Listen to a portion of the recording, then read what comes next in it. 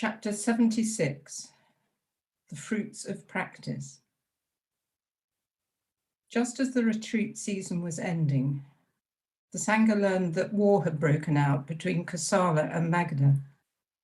Magadha's army, led by King Ajatasattu Vidyaputta himself, had crossed over the Ganga into Kasi, a region under Kosala's jurisdiction. The king and his generals led an enormous battalion of elephants, horses, carts, artillery, and soldiers.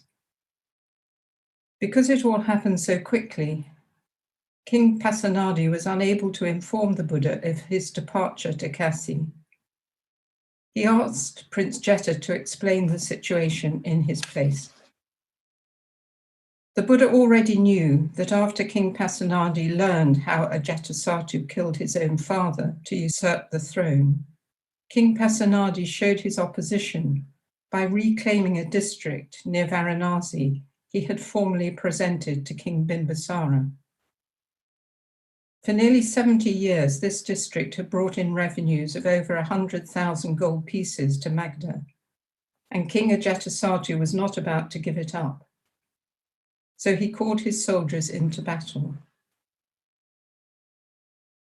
Venerable Sariputta instructed all the bhikkhus and bhikkhunis to remain in Savatthi. It was too dangerous to travel with the war raging. He also asked the Buddha to remain in Savatthi until peace was restored. 2 months later, the people of Savatthi received the disheartening news that their army had suffered defeat in Kasi. King Pasenadi and his generals were forced to retreat back to the capital. The situation was fraught with tension. But thanks to a strong system of defense, Savatthi did not fall, even though Ajatasattu's generals attacked day and night. Then, thanks to a brilliant plan devised by General Badula, King Pasenadi was able to mount a major counteroffensive. This time, Kosala scored the decisive victory. King Ajatasattu and all his generals were captured alive. More than 1,000 soldiers were taken prisoner. Another 1,000 had either been killed or fled. In addition, Kosala confiscated large numbers of elephants, horses, army carts, and supplies of artillery. The war had raged for more than 6 months. The people of Savatthi organized a victory celebration. After dismantling his army, King Pasenadi visited the Buddha at Jetavana. He described the terrible cost of the war and said that Kosala had acted in self-defense when King Ajatasattu attacked their borders. He added that he believed King Ajatasattu had been wrongly influenced by his advisors.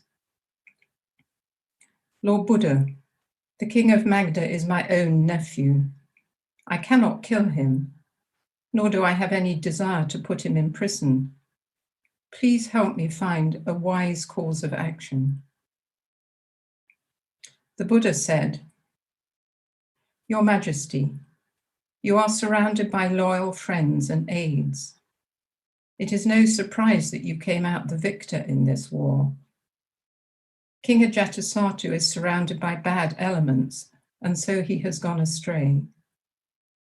The Tathagata suggests you treat him with all the respect due to a king of Magadha. Take time as well to guide him as your own nephew. Strongly impress on him the importance of surrounding himself with friends and aides of good and loyal character. Then you can send him back to Magadha with proper ceremony. The possibility of lasting peace depends on your skill in handling these matters. The Buddha called for a young bhikkhu named Silavat and introduced him to King Pasenadi.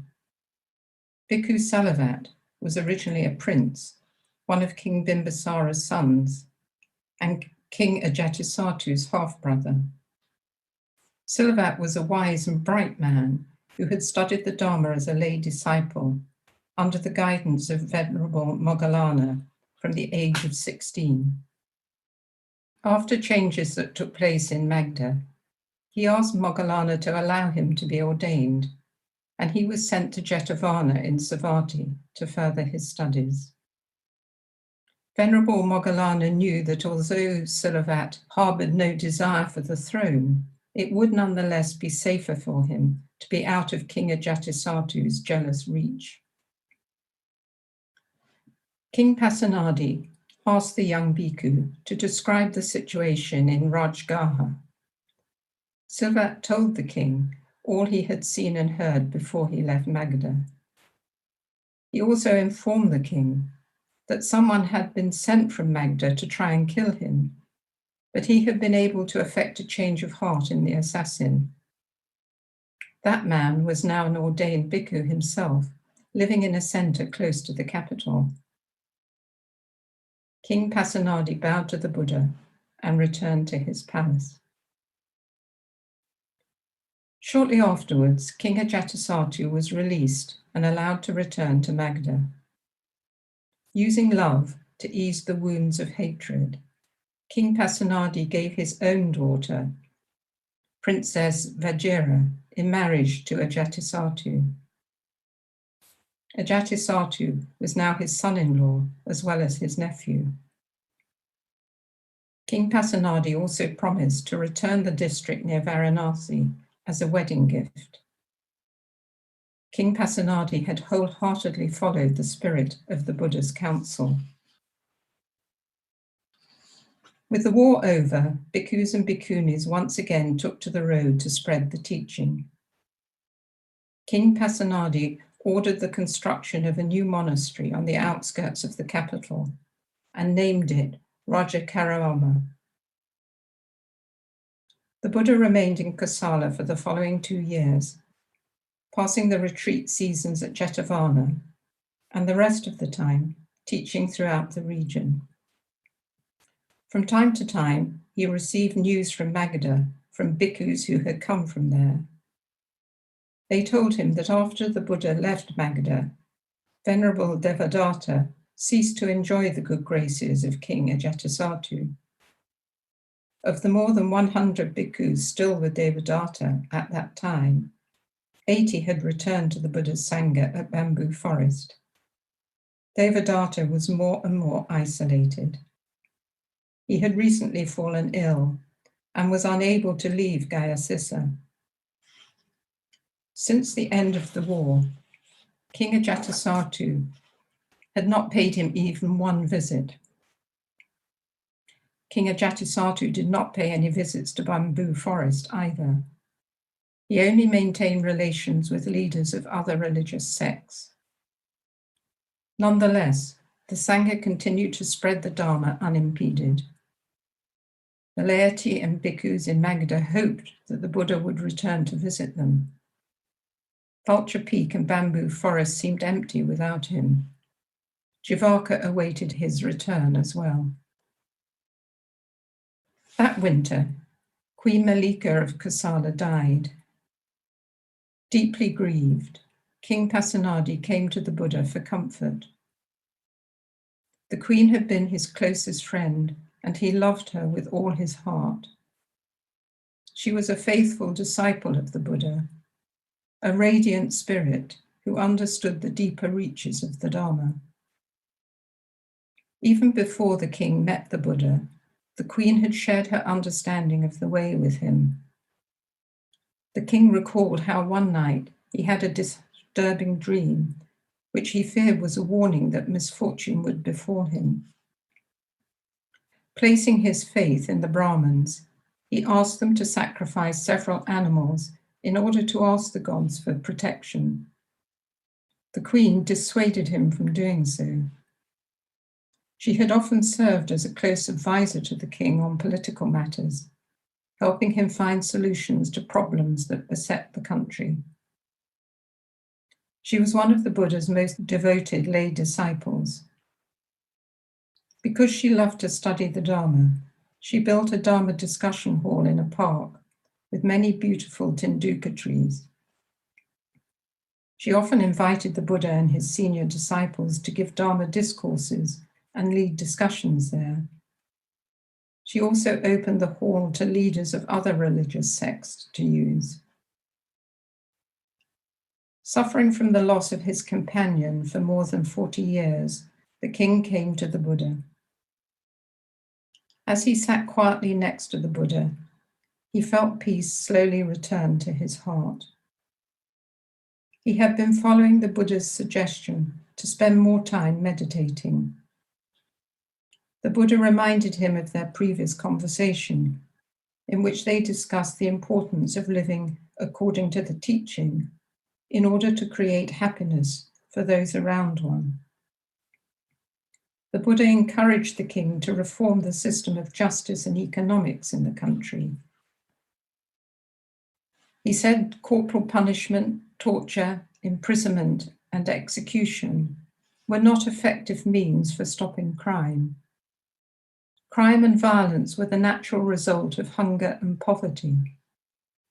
The best way to assist the people and provide for their security was to concentrate on building a healthy economy. It was essential to provide food, seeds, and fertilizer to poor families until they could become self-sufficient and productive. Loans should be provided to small merchants. Retirement funds should be set up for those no longer able to work, and the poor should be exempted from taxes. All manner of coercion and oppression against manual laborers must cease. People should be free to select their own jobs. Ample opportunities for training should be made available to help people master the trades they chose. The Buddha said that a correct economic policy should be based on voluntary participation. Venerable Ananda was sitting close to the Buddha during this conversation with the king. He was thus able to preserve the Buddha's ideas on politics and economics in the Kudatantra Sutra. Late one afternoon, Ananda found the Buddha sitting outside Visakadharma Hall. His back was turned to the sun. Ananda found it curious. The Buddha was usually fond of watching the sun set. He asked the Buddha about it, and the Buddha replied that he was letting the sun warm his back. Ananda approached and began to massage the Buddha's back. He knelt down to massage his legs as well. As he massaged the Buddha's legs, he remarked, "Lord, I have been your attendant for the past 15 years. I remember how firm your skin was in the past, and how it had such a healthy glow. But now your skin is wrinkled, and your leg muscles have grown soft. Why? I can count all your bones." The Buddha laughed. "If you live long enough, you grow old, Ananda. But my eyes and ears are as sharp as ever.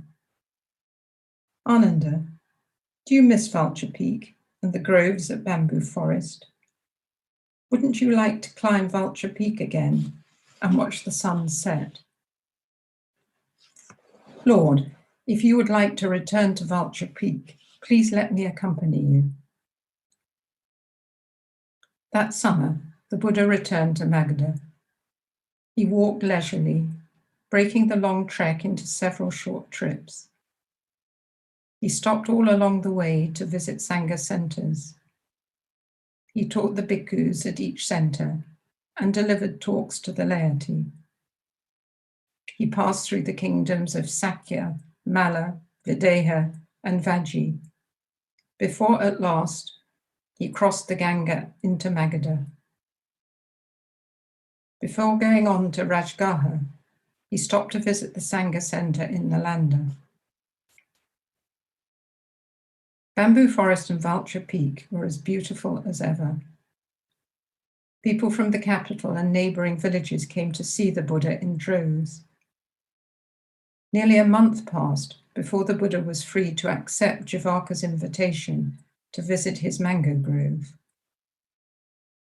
Jivaka had built a new Dharma hall in the grove that was large enough to seat 1,000 bhikkhus. While they sat outside his hut at the mango grove, the Buddha listened to Jivaka recount events that had taken place in the Buddha's absence.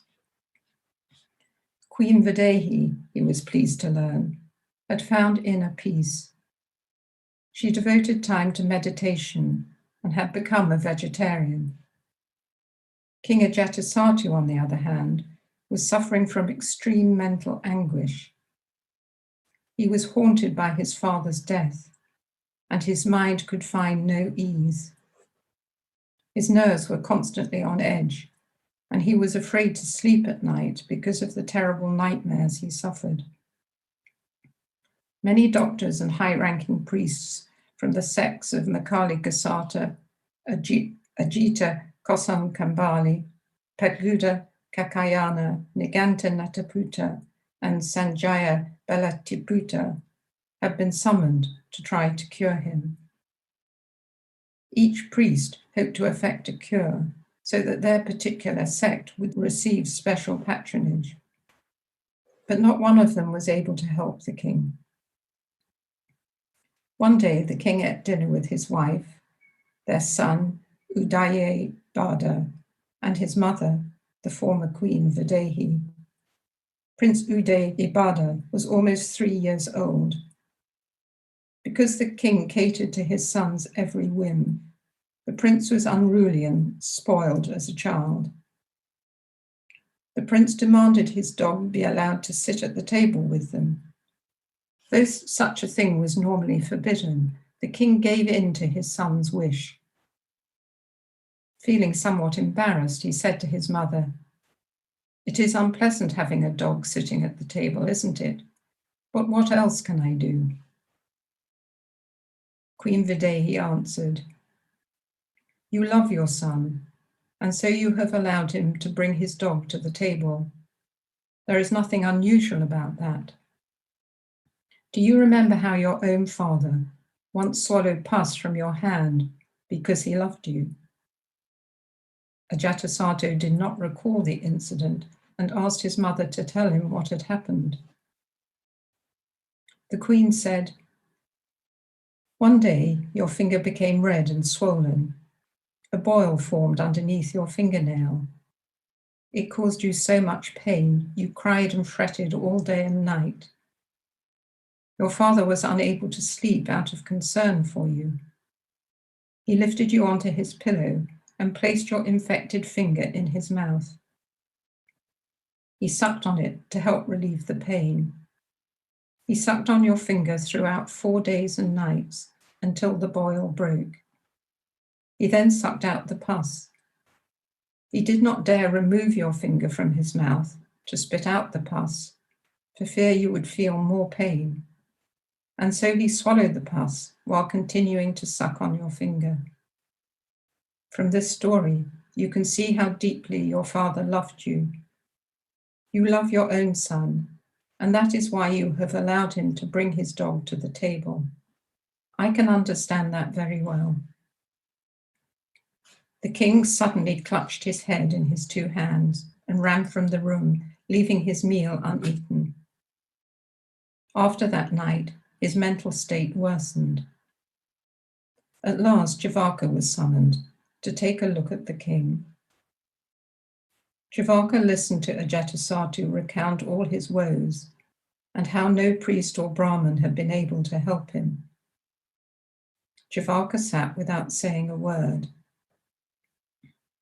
The king asked, "Jivaka, why don't you say anything?" Jivaka responded, "There is only one thing to tell you. Teacher Gautama is the only person who can help you overcome the agony in your heart. Go to the Buddha for guidance." The king did not speak for several minutes. Finally, he muttered, "But I'm sure Teacher Gautama hates me." Jivaka disagreed. "Don't say such a thing. Teacher Gautama does not hate anyone. He was your father's teacher and closest friend. Going to him will be like going to your own father. See him, and you will find inner peace. You will be able to restore all you have torn asunder. My ability to heal is not worth anything compared with the Buddha's ability to heal. He is not a medical physician, but he is the king of all physicians. Some people call him the medicine king. The king agreed to think about it. The Buddha remained at Vulture Peak for several months. He visited the Sangha centers in the region and also agreed to spend a month at Jivaka's mango grove.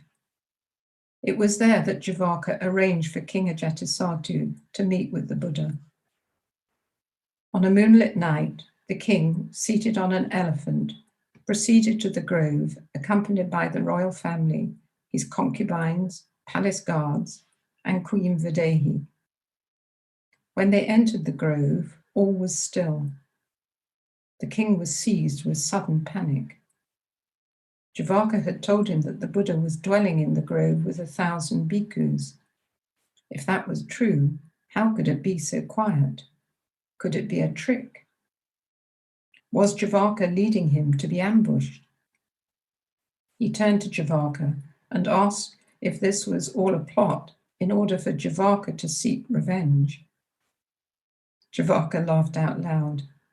He pointed to the Dharma hall from which light was streaming through a round window. Jivaka said, "The Buddha and all the bhikkhus are in there this very moment." The king climbed down from his elephant and entered the hall, followed by his family and attendants. Jivaka pointed to a man sitting on a platform, his back supported against a pillar, and said, "There is the Buddha." The king was deeply impressed by the attentive quiet. 1,000 bhikkhus surrounded the Buddha in perfect silence. Not even a robe rustled. King Ajatasattu had only seen the Buddha a few times in his life, as he had never joined his father in attending the Buddha's regular Dharma talks. The Buddha invited the king and royal family to be seated. The king bowed and then spoke. "Lord, I remember hearing you speak at the palace when I was a young boy. Tonight I would like to ask you a question. What kinds of fruit does the spiritual life bear that hundreds, even thousands, abandon their homes to pursue it?" The Buddha asked the king if he had ever asked any other teacher the same question. The king responded that he had, in fact, asked dozens of other teachers, including Venerable Devadatta, but he had never received a satisfactory answer. The Buddha said, "Your Majesty, tonight the Tathagata will tell you the fruits which can be found in this teaching, fruits that can be enjoyed in this very moment, and fruits which can be reaped in the future. You need not seek lofty answers. Simply look and see these fruits as clearly as a mango held in your own hand. Your Majesty, consider this example. A servant caters to all his master's whims and commands from sun up to sundown, until one day he asks himself, as my master and I are both human beings, why should I allow myself to be abused by him? The servant decides to leave his life as a servant, to enter the homeless life of a bhikkhu. He pursues a chaste, diligent, and mindful life. He eats but one meal a day, practices sitting and walking meditation, and expresses calm dignity in all his movements. He becomes a respected, virtuous monk. Knowing that he was formerly a servant, if you met him, would you call out to him and say, "Here, fellow, I want you to serve me from sun up to sundown, obey all my commands"? The king said, "No, Lord, I would not address him in such a way. I would respectfully greet him. I would make food offerings to him and assure that he received the full protection of the law afforded to monks. The Buddha said, Your Majesty, that is the first fruit a bhikkhu reaps. He is liberated from racial, social, and caste prejudice. His human dignity is restored. The king said, Wonderful Lord, please tell me more. The Buddha continued, Your Majesty, dignity is only the first fruit. A bhikkhu observes 250 precepts which enable him to dwell in calm peace. People who do not observe precepts are more easily misguided. They may commit such crimes as lying, drunkenness, sexual misconduct, stealing, and even murder. They bring cruel punishment on their minds and bodies by acting in this way. They may be arrested and put in jail by the police and government officials. A bhikkhu observes the precepts of not killing, not stealing, not engaging in sexual misconduct, not lying, and not using alcohol. In addition, he observes more than 200 other precepts which assure him a carefree life, unknown to those who do not observe precepts. Precepts help prevent one from falling into error, thus assuring a carefree state. That is another fruit of spiritual practice, which can be enjoyed right in the present moment. The king said, Wonderful Lord, please tell me more. The Buddha continued, Your Majesty, a bhikkhu owns no more than 3 robes and a begging bowl. He has no fear of losing his possessions or being robbed. He knows he will not be attacked in the night by people who want to steal his wealth. He is free to sleep alone in the forest beneath a tree, relaxed and without worries. Freedom from fear is a great happiness. That is another fruit of spiritual practice, which can be enjoyed right in the present moment. The king trembled and he said, Wonderful Lord, please tell me more. The Buddha continued, Your Majesty, a bhikkhu lives simply. Though he eats only 1 meal a day, his bowl receives offerings from 1,000 different homes. He does not chase after wealth or fame. He uses only what he needs and remains unattached to desires. Living in such carefree ease is a great happiness. That is another fruit of spiritual practice, which can be enjoyed right in the present moment. The king said, Wonderful Lord, please tell me more. The Buddha continued, Your Majesty, if you knew how to practice full awareness of breathing and how to meditate, you could experience the happiness of one who follows the path. It is the happiness that meditation brings.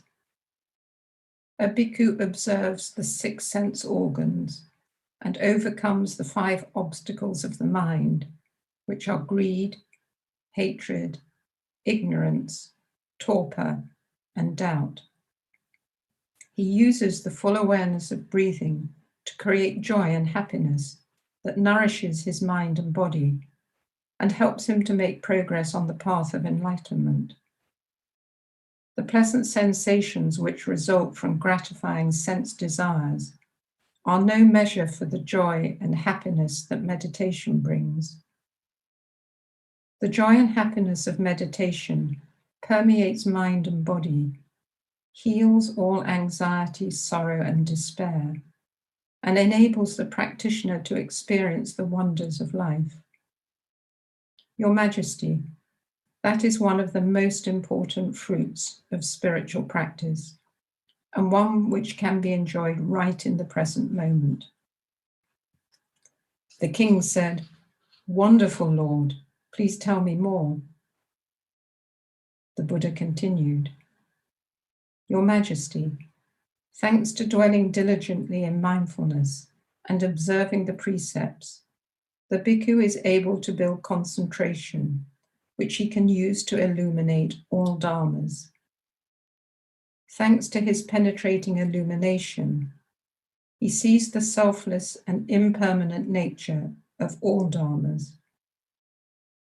Thanks to seeing the selfless and impermanent nature of all dharmas, he is no longer entangled by any dharma. He can thus cut through the ropes of bondage which bind most people. The ropes of greed, hatred, desire, laziness, doubt, false view of self, extreme views, wrong views, distorted views, and views advocating unnecessary prohibitions. Cutting through all these ropes, the bhikkhu attains liberation and true freedom. Your Majesty, liberation is a great happiness and one of the greatest fruits of spiritual practice. There are bhikkhus sitting here tonight who have attained that fruit. This fruit, Your Majesty, can be attained right here in this life. The king exclaimed, Wonderful, Lord, please tell me more. The Buddha continued, Your Majesty, thanks to illuminating and seeing deeply into the nature of all dharmas, a bhikkhu knows that all dharmas are neither produced nor destroyed, neither defiled nor immaculate, neither increasing nor decreasing, neither one nor many, neither coming nor going. Thanks to this understanding, a bhikkhu does not discriminate. He regards all dharmas with complete equanimity, without fear or worry. He rides the waves of birth and death in order to save all beings. He shows all beings the way so they too can taste liberation, joy, and happiness. Your Majesty, being able to help others free themselves from the maze of desire, hatred, and ignorance is a great happiness. Such happiness is a sublime fruit of spiritual practice, which begins to be realized in the present and extends to the future. Your Majesty, in all of his contacts, a bhikkhu remembers his responsibility to guide others on the path of virtue and liberation. Bhikkhus do not engage in partisan politics, but they contribute to building peace, joy, and virtue in society. The fruits of his spiritual practice are not for the bhikkhu's sole enjoyment and benefit. They are the people's and the country's inheritance. The king stood up and joined his palms in deepest respect. He said, Most sublime teacher, Lord, by the use of simple words, you have shown me the light. You have helped me see the true value of the Dharma. Lord, you have rebuilt that which was in ruins, revealed that which was concealed, shown the way to one who was lost, and brought light into the darkness. Please, Lord, accept me as your disciple, as you accepted my parents in the past. The king prostrated himself before the Buddha. The Buddha nodded his acceptance. He asked Venerable Sariputta to teach the 3 refuges to the king and queen. After they recited them, the king said, As it is late, please allow us to return to the palace. I have an early morning audience. The Buddha nodded again. The encounter between the Buddha and King Ajatasattu benefited all those present. The king's mental torment rapidly improved. That same night, he dreamed he saw his father smiling at him, and he felt that all that had been torn asunder was now made whole again. the king's heart was transformed, bringing great joy to all his people. After that, the king visited the Buddha often on his own. He no longer came on an elephant accompanied by the royal guards. He climbed the stone steps carved into the mountain, just as his father, King Bimbisara, had done so often in the past. In his private meetings with the Buddha, King Ajatasattu was able to reveal his heart and confess his past crimes. The Buddha treated him as though he were his own son. He counseled the king to surround himself with men of virtue. At the end of the retreat season, Jivaka asked the Buddha to allow him to enter the homeless life of a bhikkhu. The Buddha accepted him and gave him the Dharma name of Vimalakondana. Bhikkhu Vimalakondana was permitted to continue to stay at the mangrove grove. There were about 200 bhikkhus already in residence there. This was the place at which the Buddha was cared for following the accident on Vulture Peak. With so many mature mango trees, the Mango Grove Monastery was a very pleasant place to stay. Bhikkhu Vimalakondana continued to grow medicinal herbs for the community of bhikkhus.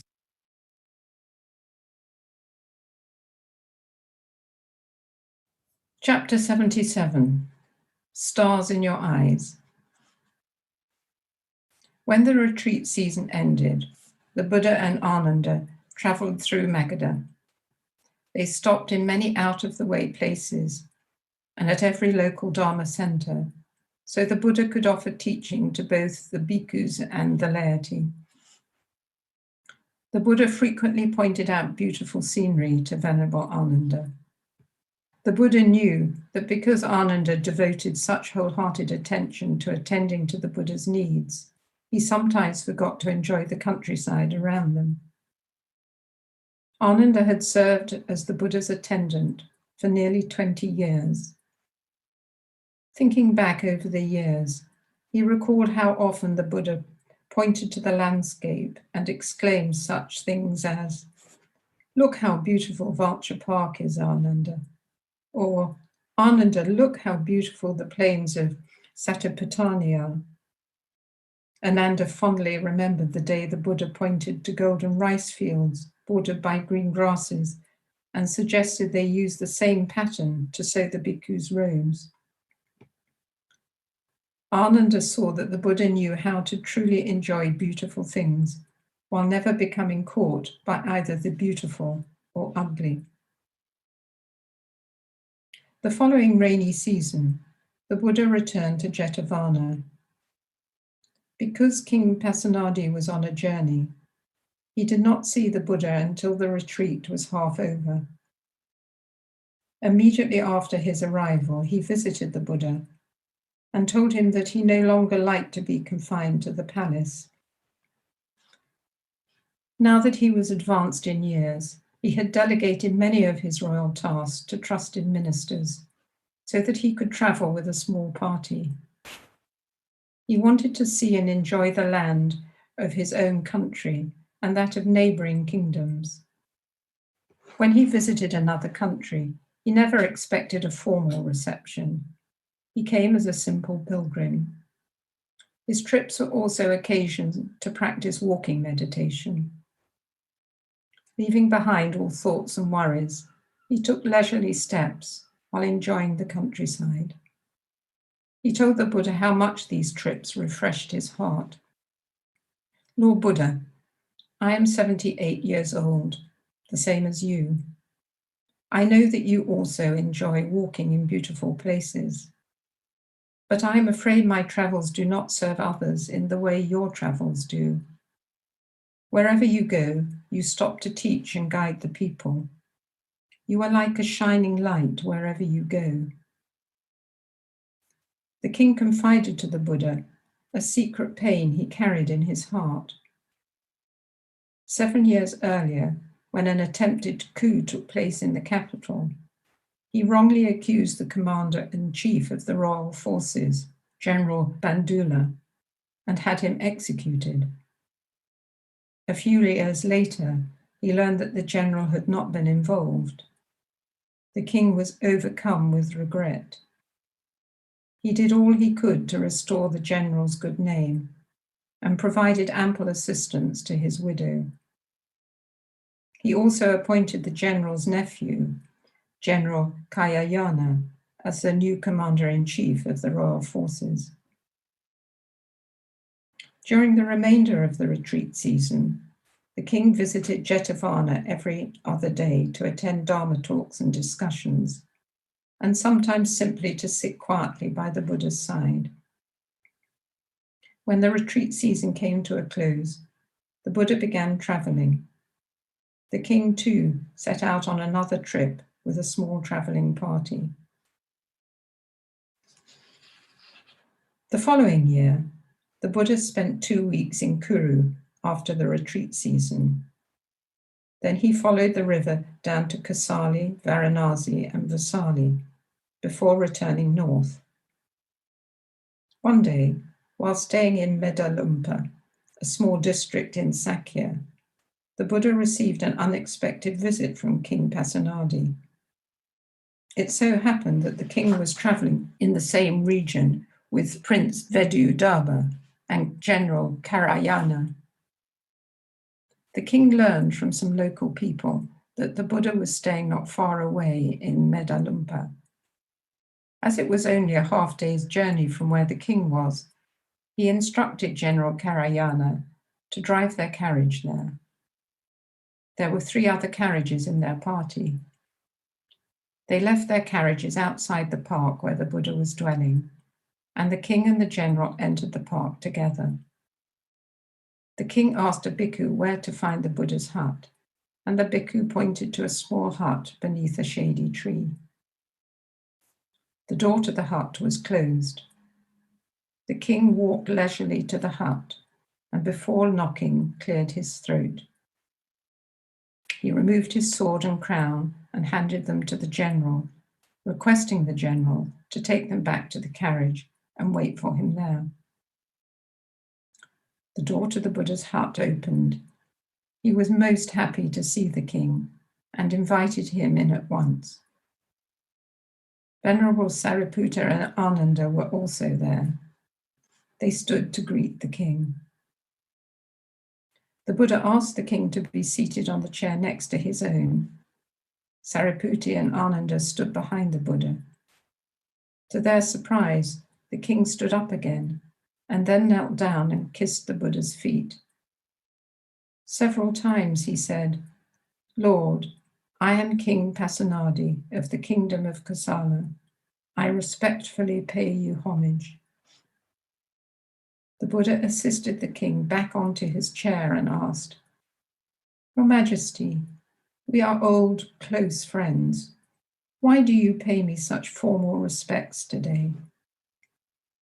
The king answered, "Lord, I am old. There are a number of things I wish to say to you before it is too late." The Buddha regarded him kindly and said, "Please speak." "Lord, I have total faith in you, the Enlightened One. I have total faith in the Dharma and in the Sangha. I have known many Brahmins and practitioners of other sects. I have watched so many of them practice in an upright manner for 10, 20, 30, or even 40 years, only to finally abandon their practice to return to a life of indulgence. But among your bhikkhus, I do not see anyone abandoning his practice. Lord, I have seen kings oppose other kings, generals plot against other generals, Brahmins compete with other Brahmins, wives berate husbands, children accuse their parents, brothers argue with brothers, and friends fight with friends. But I see the bhikkhus living in harmony, joy, and mutual respect. They live together like milk and water. Nowhere else have I witnessed such harmony." Lord, wherever I go, I see spiritual practitioners whose faces are lined with worry, anxiety, and hardship. But your bhikkhus look refreshed and happy, relaxed and carefree. Lord, all these things strengthen my faith in you and your teaching. Lord, I am a king from the warrior caste. It is within my power to order anyone's death or to condemn anyone to prison. Even so, during councils with my ministers, I am often interrupted. But in your Sangha, even when 1,000 bhikkhus are gathered, there is never so much as a murmur or the rustling of a single robe to disturb your speaking. That is marvelous, Lord. You do not need to wield a sword or threaten others with punishment to be paid absolute respect. Lord, this strengthens my faith in you and your teaching. Lord, I have watched famous scholars scheme together to come up with questions that will confound you. But when they meet you and hear you expound the Dharma, their mouths fall open and they forget their useless questions. They express nothing but admiration for you.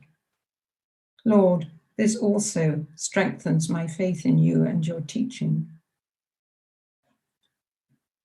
Lord, there are 2 highly skilled horsemen named Isiddhartha and Purana who work in the palace. They receive their wages from me, but the respect they hold for me is nothing compared to the respect they hold for you. I once took them with me on one of my travels. We were caught in a storm one night and had to seek shelter in a tiny palm leaf hut. For most of the night, the horsemen spoke about your teaching. When they finally went to sleep, they slept with their heads in the direction of Vulture Peak and their feet pointing to me. You don't give them any wages, Lord, but they regard you far more highly than they do me. This also strengthens my faith in you and your teaching. Lord, you came from the same warrior caste as me. We are both 78 years old this year. I wanted to take this occasion to express my gratitude for the deep friendship we have shared. With your permission, I will now take my leave. Please, Your Majesty, said the Buddha, take good care of your health. He walked with the king to the door. When the Buddha turned back to Ananda and Sariputta, he saw them standing silently with their palms joined. He said, Sariputta and Ananda, King Pasenadi has just expressed his innermost sentiments about the 3 gems. Please share these things with others to help them strengthen their own faith. The next month, the Buddha returned south to Vulture Peak. Upon his arrival, he received 2 sad announcements. King Pasenadi had died under disturbing circumstances, and Venerable Moggallana had been murdered by hostile ascetics just outside Bamboo Forest. King Pasenadi did not die peacefully in his palace in Savatthi. He died in Rajagaha in circumstances hardly befitting a king. After visiting the Buddha that day in Medalumpa, the king walked back to his carriage. He was surprised to find only 1 carriage instead of the 4 he had left there. His attendant informed him that General Karayana had forced the others to return to Savatthi. The general still held the king's crown and sword. He told Prince Vadubaha to return at once to Savatthi and claim the throne as his own. The general said King Pasenadi was too old and weak to reign any longer. The prince was unwilling, but when General Karayana threatened to usurp the throne himself, the prince felt he had no choice but to obey the general's wishes.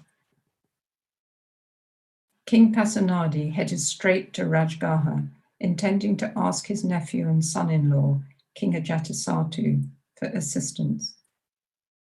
The king was too upset to eat anything along the way and only drank a small amount of water. When they reached Rajgaha, it was too late to disturb the palace. The king and his attendant checked into a local inn. That night, the king fell suddenly ill and died in his attendant's arms before help could be sought. The attendant sobbed inconsolably over his king's sorry fate. When King Ajatasattu learned what had happened in the morning, he sent for King Pasenadi's body and ordered a solemn and majestic funeral to be organized. When the funeral was over, he wanted to send soldiers to topple King Vidudaba, but he was discouraged by Bhikkhu Vimalakondana, formerly the physician Jivaka, who said that as King Pasenadi had already passed away and the new king was a rightful heir, there was no point in starting a war. Heeding this counsel, King Ajatasattu sent an envoy to Savatthi to express his recognition of the new king. Venerable Moggallana was one of the Buddhist's finest senior disciples, ranking with Sariputta and Kondana. Many senior disciples had already passed away, including Kondana, who had been among the Buddha's first 5 disciples. The Kassapa brothers had all died, and so had Abbess Mahapahajapati. Bhikkhu Rahula had died at the age of 51, shortly after his mother, Bhikkhuni Yasodhara, died. Venerable Moggallana was known for his fearless, upright character. He always spoke the truth directly and without compromise. Because of that, he had earned the hatred of others outside the Sangha. The day of his death, he set out, accompanied by 2 disciples, quite early in the morning. Assassins were hiding just outside the monastery, waiting for him. When he appeared, they rushed out and began to beat him and the other 2 bhikkhus with large sticks. The bhikkhus were outnumbered and unable to defend themselves from the blows.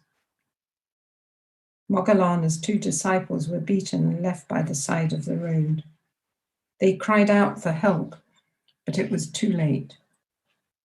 Venerable Moggallana let forth a cry that shook the forest. When other bhikkhus ran out of the monastery, Moggallana was dead, and the assassins had disappeared.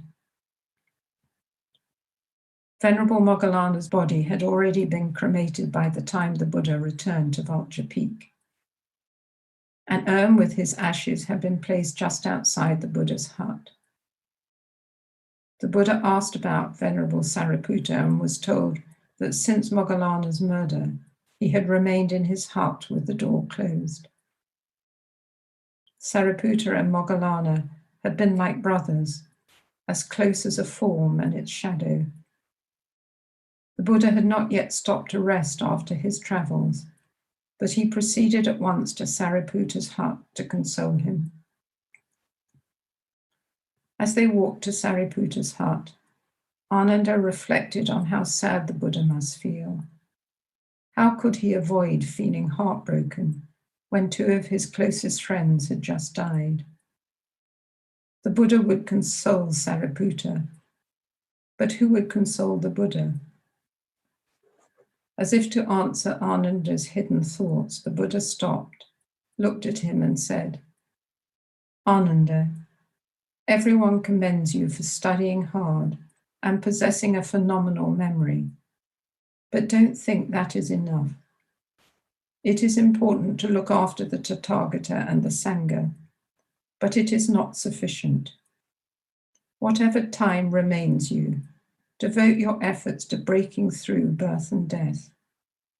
Learn to look at birth and death as mere illusions, like the stars one sees in one's eyes after rubbing them."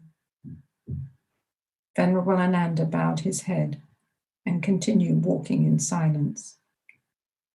The next day, the Buddha suggested a stupa be built for the Venerable Moggallana's relics.